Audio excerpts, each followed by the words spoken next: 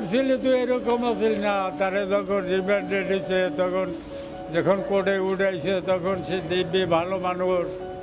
আজকে 5 দিন রিমান্ডের পর কোর্টে উঠাইছে, সে চলতে পারতেছে না, তাকে পুলিশে হাত ধরে জাগাইয়ে নিতেছে, তার কোনো সারা শব্দ নাই।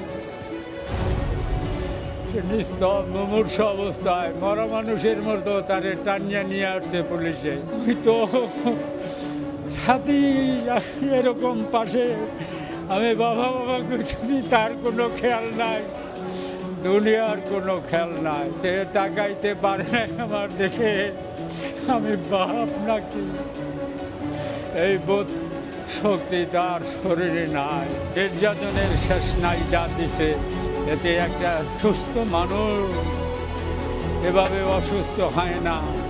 যে নির্যাতন করছে তার শরীরের কিছু নাই। আল্লাহ যদি তার হায়াত দারাজ করে তাহলে সে বাঁচিয়ে থাকবে, তা নাহলে তার বাঁচার পথ আমি দেখি না।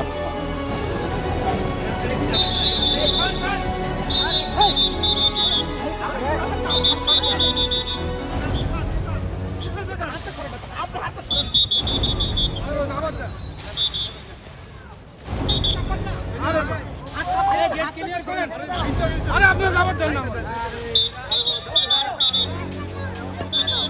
আরে ভাই লোকটা আসতে পারেন আপনারা, আপনারা তো খেলা করেন।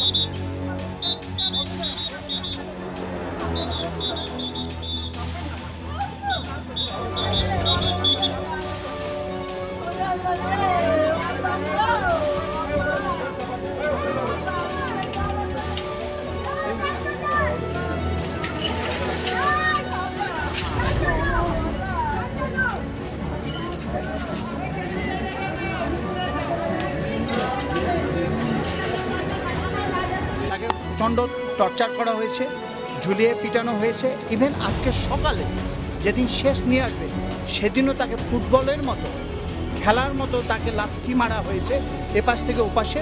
তাদের অভিযোগ একটা, অ্যাকর্ডিং টু নূর, যেটা উনি আমাকে বলেছেন, সেটা হলো উনি কেন নির্বাচনে যাননি। হ্যাঁ, তাকে অনেক ছাড় হয়েছে, বিগত 5 বছরে তাকে কিছু করা হয়নি। যেহেতু নির্বাচনে যায়নি, এখন সে বুঝবে রাজনীতি কাহাকে বলে। এটাও তাদের একটা আক্রোশ।